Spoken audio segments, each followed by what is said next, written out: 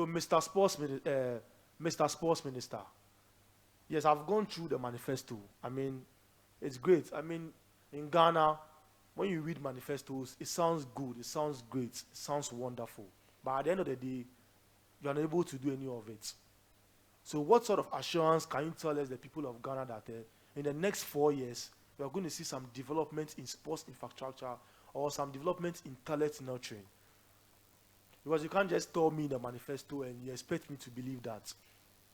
And secondly, um, even though we have the Ministry of Sports, if you take football for example, the Ghana Football Association, together with Confederations African Football and FIFA, are in charge of football in Ghana. As a sports minister, the mistake the former sports minister did was that he couldn't stamp his authority as the sports minister of Ghana. He allowed Ket Okreku Mante to be able to control him in a way. In a way. I know it will be a little bit controversial to certain people, especially people that like Ket. But the truth is, the truth is that the former sports minister was not able to stamp his feet as a sports minister. And Ket was able to use that advantage to be able to, use that to be able to do certain things that doesn't favor the country. So, Mr. Sports Minister, even before you start anything, you need to stamp your feet as the sports minister. You need to allow the Ghana Football Association to realize that you are the minister, you are the sports minister, and this is exactly how I want things to do. You can't have a Ghana Football Association committee and have a Black Stars committee, and the government is the one paying this sports committee. The question is, what are they doing as a Black Stars committee? Because you can't have a Black Stars committee where you can't qualify to the AFCON. You can't beat Sudan. You can't qualify to the AFCON, struggling to also qualify to the World Cup. Then there's no use of that committee, and clearly it's not working. So since it's not working, as a sports minister, I feel you should be able to what? You should be able to stamp your feet, and certain things that the GFA is doing needs to be cancelled. And one of it is the committee I'm talking about. Now, there are certain things the sports ministry needs to stop funding. We need to stop setting funds to the Football Association. If it was me, I don't even think we should be giving winning bonuses. No, we need to cancel that. No winning bonuses. There are certain things, appearance fee, all those things needs to be cancelled. You have to, if you're a Ghanaian and you feel like I want to play for Ghana genuinely, I don't think I should pay you to come and play for the Black Stars. I don't think I should do that. I don't have to pay you to come and play for the Black Stars. You need to willingly, wholeheartedly come and play for the Black Stars. If you win, you've won. If you lose, you've lost. Whilst there are local players, people play for Accra House of Folk, people are playing for Bekum Chelsea's, wow stuff. I used to work as a venue media officer. And as a VMO, I was working with FC Nanya. And I've seen Division 1 League for 2 seasons. I've seen Nanya play at Ni Akromansa Stadium at Amenya, and I've seen them play at Legon Ajax Park in the University of Ghana. I watch House of Folk this season. I've been to almost all of House of Folk's home games at the University of Ghana Stadium. There are quality players, but how do you expect them to become more qualified? How? The only way they can become a better player is giving them more sports infrastructure. You know, we always depend on foreign managers when it comes to Black Stars. Why are we depending on that? We are depending on foreign managers because we are not producing local managers. For example, I want to go into coaching one day, but I actually don't have the love to be a coach in Ghana. Why? Because what at all are they going to teach me to become a quality coach? If you look at all our Ghanaian coaches, they are all struggling. They might end up winning the Premier League. Then when they go for the CAF Confederations Cup, or when they go for the CAF Champions League, they feel, look at House of Folk doing some Obuedu. He won the FA Cup. He won the Premier League. He went to CAF Confederations Cup. He disgraced himself against this Algerian side. I think I forgot the name of the team though. They lost about 7-0 or 6-0 in Algeria. He lost to Wydad Casablanca, I think 6-0 in Casablanca. This shows how we are not producing local coaches. This shows that Our players are only limited to Ghana because they are poor infrastructure. And anytime they meet players who are, who have had better nurturing, they realize that you can see the talent difference between them. So, Mr. Sports Minister, these are concerns that we need. This is what you have to even do at the first place. Stamp your feet as a sports minister. Try as much as possible to make sure that there are certain things that needs to be cancelled. I'll keep on saying it. Appearance fee needs to be cancelled. Appearance fee needs to be cancelled. Winning bonus needs to go. Someone can be at Medina, right, and be selling rice, be pulling truck, and he's paying taxes. Then he uses his taxes to pay Thomas Partey, who is taking over 200,000 pounds a week to come and play for Black Stars. And even that one, he doesn't even want to play. He will tell you he's injured. He will tell you he's this. He will tell you, look at Antoine Semenyo. Look at how he's performing for Bournemouth. He comes to the Black Stars. The performance is very poor. I understand to a certain extent that the management team at Bournemouth is actually different. It's way different from the Black Stars management team. I understand that. But the problem here is that you can get similar committee over here in Ghana. How are we going to do that? So, Mr. Sports Minister, I'm always going to be on your neck. These 4 years, I'm going to press your neck very well. I'm very, very going to press your neck because this is what you said you do. Sports infrastructure, talent development, investing in our national team, education and career development. I'm absolutely going to do that. I was in Doha for the World Cup in 2022. And I saw how they did their career development in Doha. And then when you look at what we do in Ghana, especially the building that Ketokwe Kumante built, is it at Pram Pram? Yes, at Pram Pram. You can see that the man has wasted a lot of money doing that thing there. And I can tell you for a fact that that thing he built at Pram Pram is not making any difference in our sports. Just look at doing the All-African Games. All the guys that performed for Ghana during the All-African Games, those that had the opportunity to qualify, for the Olympics. Just look at how they failed. They failed woefully. Why? Because we're not producing it. That's the reason why they don't even train in Ghana. That's why most of them training abroad. So, for everyone, I know some NDC people are going to, I don't care whether you're NDC, I don't care whether you're MPP. As a sports journalist, what I want to see is that sports development, sports infrastructure, sports talent is the priority. That unnecessary spending should be limited. If our dear sports minister doesn't do that, Shoelace, I'm going to press his neck. I'm going to keep on firing him these 4 years till he does the right thing. Because it's high time we sports journalists need to stand up and fight for our country, fight for our sports. How can an African be going on at Casablanca and the whole Black Stars of Ghana? At the time, we had the Abedis, we had Sami Kufuor, we had Aminu Dramani, Stephen Appiah, all these guys, and all of a sudden, we can't qualify. We can't beat Comoros. We can't beat Madagascar. We can't beat Sudan. Come on, you can't tell me this is normal. You can't tell me this is normal. Whilst if you go to even normal community football, if like on a Sunday, just wake up on a Sunday and just go to any park across your community and you see the talent over there. My uncle organizes Ramadan Cup every year. The Ramadan Cup is organized I think this year will be the 10th year of the Ramadan Cup. I think it's been organized at Fadama. Just take a day. I think Ramadan is almost near. So after the Ramadan, about a week or two is the Ramadan Cup. Just take 1 hour or 2 hours of your time and come and watch the Ramadan Cup, and you're going to see talent. Talent. Ask yourself, what are our authorities doing against those talents?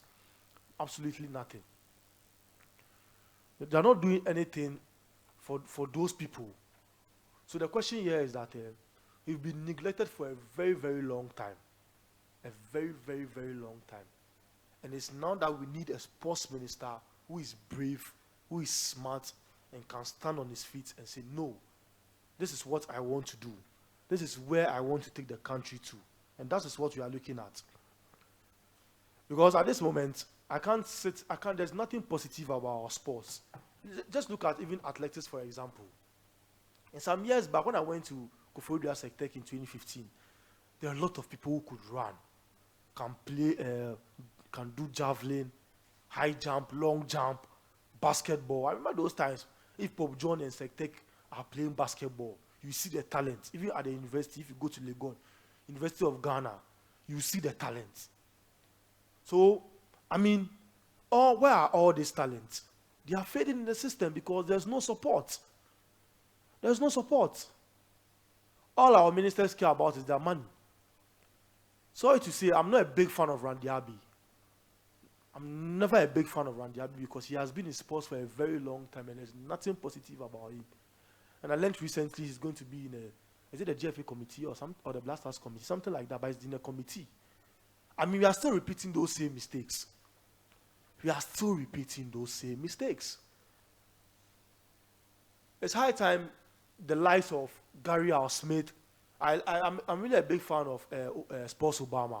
He says the truth the way the truth is. But we need more sports journalists to come together for us to be able to push our football, to push our sports forward. Now, even sports journalism is not attractive.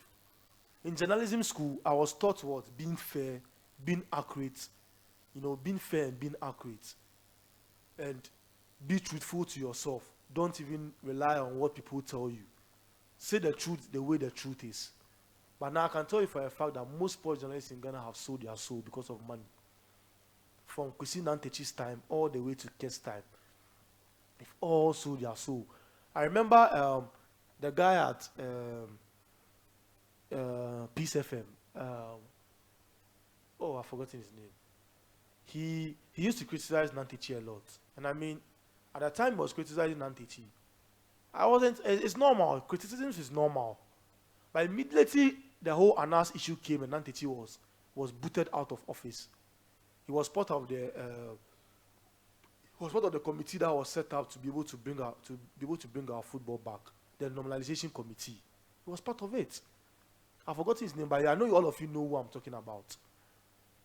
So, what's next for our football? What's next for our sports? Mr. Sports Minister, I've said a lot about everything you need to do. We are following the manifesto very, very clearly because these are the things I'm expecting for you to do. There are a lot of retired athletes. Let me even touch on that. There are a lot of retired athletes that I know. I personally know them through my uncle. And most of them are not doing well at all. And our people have neglected them. The question here is that, what do you have for those retired athletes? You said you are going to help them. You are going to make sure you do help them. And when it comes to education and career development, that's what I'm saying. You need to develop. You see, it's high time we stop looking for people it's high time we stop looking for people who train outside the country and develop what you have in Ghana. Develop what you have in Ghana. Use the incentives to develop the people you have in Ghana. And stop relying on foreign products. Stop relying on talent that were produced in England, France, Germany, Spain, and rely on what you have here. The ones you have here appreciate. All they need is good facilities for them to be able to develop their talent even more than those coming from abroad. So why aren't we doing that? This is what we need to do. So Mr. President, Mr. Adams, Mr. Kofi Idi Adams, this is what we have for you. Sports and infrastructural development, talent nurturing, talent development. And some of the useless, sorry to say, but some of the useless laws that the GFA, all those things need to be cancelled. My personal opinion, we shouldn't even pay Blasters players. If you want to play for Blasters, play wholeheartedly. And pay only the foreigners, only the local players. Because they are struggling, their salary is not good enough. So rather pay them, and those coming from abroad should pay. They are already earning enough money. Come and play for us. That is if you are being called. And one most important thing is that the GFA should stop that interference, that coaching interference. A lot of people can say that Tuado is not a brilliant manager. I don't mind. He's a young manager. He's developing his talent. He's developing his coaching CV. I still feel he can still do the job. But how can he do the job? We need to stop interfering in his job. I'm not going to mention any names. It's too early to mention any names. But I know a lot of people are using the Ghana Football Association and the Black Stars, not only Black Stars itself, under 20s, under 15s, under 18s. People are using that as their business. They'll go and develop their talent, especially this talent agents. They will go and look for their players, and they'll come and they'll come and enforce their players onto the Ghanaian system, onto the Ghanaian football system, so that they can sell their players to abroad for them to make profits. That thing needs to stop today. Mr. Minister, you need to stop that. All those things need to stop. If you keep on doing that, then the football is going to be the same. You have 4 years. I can tell you for a fact that within these 4 years, there's nothing much you can do. The reality is that all the things in the manifesto can't be done within 4 years. But there are key positions, key things that needs to be done. And immediately you do that, there is no sports minister that will come after you that will dare to change all those laws that you've brought. And your name, Mr. Kofi Idi Adam, your name will forever be in the system that you were the one that brought all these incentives. And that's what I'm telling you about the sports talent, the sports development, winning bonus, and all this appearance fees, all this thing needs to go. Government needs to cut their expenditure on in Black Stars, in GF. They need to cut it. About 50% of their budget needs to go to other sports. Invest in other sports and limit the money that goes into the Ghana Football Association. The money that goes into Black Stars, limit the money and spread all the money across every sport in this country. Look at hockey, for example. Ghanaians are very good in hockey, but hockey is basically one of the most useless sports in Ghana. The fact is, it's one of the most useless sports in Ghana. How many people have you seen that plays hockey that can't even afford a Toyota Vitz? So why don't you also invest in them? After all, they're not even breaking our heart like the Black Stars. So we need to limit the budget that goes into the Black Stars. That's what I'm saying. The first thing I need to see from you, Mr. Adams, is that you need to stamp your feet. You need to stamp your feet on the ground as what? As a sports minister. And from there, as a sports journalist like myself, I'll feel like, okay, you are now starting on the right path. But if you don't do that, then obviously it's like, sometimes politicians think you are very stupid. What they do is that when they promise about 5 or 6 things, what they are going to do is that they will just do 1 or 2 things, and then they will just do 1 or 2 things. After doing 1 or 2 things, then that is it. Then they go. Then the most important thing is that they don't do the most important thing. Jab Media. We jabbing the world. Jab Media. We jabbing the world. So let's talk about the Spanish La Liga. So away from local sports, let's go into international sports. This is slightly briefly together with the transfer window. I have a lot of Barcelona friends. Desmond, some huge Barcelona fan, but it's like for the past 2-3 weeks, it's as if Desmond is running away from sports. Barca started the season very well. They absolutely started the season very well, and then as the season went by, it seems they are not performing very well. But then anytime they catch Real Madrid, then they chop them. Madrid always they chop them. But then if they go meet the small teams, then that be all. Just look at yesterday's game, for example. Charlie, the goals that Barca scored yesterday, it's as if it's as if like they will not go there. But Barca fans know what I'm talking about. They would rather play poorly against the small team. Then when they meet Madrid, they go lash them. So Barca fan, what is going on? I wish I was able to invite a Barca fan in the studio today, but we'll see what we can do next week. Yeah. So currently, Atletico Madrid is having a fantastic season. I think they are top of the La Liga, and I think Madrid and Barca is third.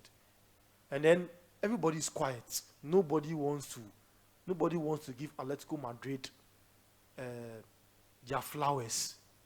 And the way the season is going, I won't be surprised if they win the La Liga. I won't. But my problem is not Atletico. My problem is Barcelona and Real Madrid. You see, these two teams, when you meet their supporters, they can talk. I mean, sometimes it's justified, but they can talk. It doesn't piss me off like Arsenal and Chelsea. If I see an Arsenal fan arguing, it's annoying because they can't even win the Champions League. And you see, a team like Arsenal will always battle, and at the end of the day, they will bottle it. But then, you see, with Madrid and Barca, sometimes it's justified, but it's just annoying, especially Barca fans. When the season started, they will be shouting, Charlie, then lash Madrid, then do this, then now it's Barca. Now Barca fans are quiet. I remember yesterday when it was 3-1, I barely saw a Barca fan online. But when it was full time, they are making noise as if they've won the Champions League. They are making noise. But then, so, you see, Madrid, I know the way things are going, I know Barca will not win the La Liga. Now I can bet if like people should kill me, but they will never win the La Liga. Maybe Madrid, I don't know, maybe Madrid, yeah, them you can't judge them. But then I'll be very, very happy if Atletico wins it. I mean, I'm a Premier League fan. Yeah, I support Manchester United. But, you see, for a while, Premier League fans are saying that La Liga is boring though, yes, that one, yeah. But a lot of people are saying that it's always Barca or Real Madrid. So, I mean, if Atletico wins the La Liga, I think it will bring some sort of competition. It will bring some sort of views on La Liga. And next season will be more interesting. But people would like to see if Atletico can retain a title or not. It will make the season or make La Liga more interesting. I mean, you can see that's why of late the Serie A is getting more numbers because Napoli won it, Inter won it. So at least two different teams have won it. And look at this: Atlanta is even fighting for the Scudetto. Atlanta is fighting for the Scudetto, and AC Milan and Juventus are nowhere to be found. So I would like Atletico to actually win it. And for Barca fans, you can go into the comment section and tell me why your team they be like they cast to. Make you no mention Man U. Man U they will not say he cast. So if they argue, make you no mention Man. If you mention Man U, you no go touch me because I know say you cast. Me no go shock me if Rangers go score with Thursday. Now then I'll not be surprised. But now it be Barca with the talk. Why say the team 10 bank all of a sudden? Put that in the comment section. Next week we are going to read it. Then to conclude everything, we'll briefly talk about the transfer window. The January transfer window. I think we have about 10 days more for the window to end. Let me see if I can get some stories actually. Yeah. So the key story is Patrick Dogu. I don't know if you know Patrick Dogu. He plays for Lecce in the Italian Serie A. He's a left back, and I think that Ruben Amorim wants to sign him as his priority signing, his first signing of his era. I think it's highly deserved. I've not seen him play actually, but I think it won't be worse because I've seen Dalot, I've seen Malacia, so I don't think this will be worse than Dalot or Malacia. So we will still monitoring that. I think Lecce wants around 40 million euros, but United are willing to pay 30 million euros. So we'll look at that. And as I speak to you right now, Kawaka, I think Kawaka will also be joining AC Milan because I learned yesterday he was traveling to Milan.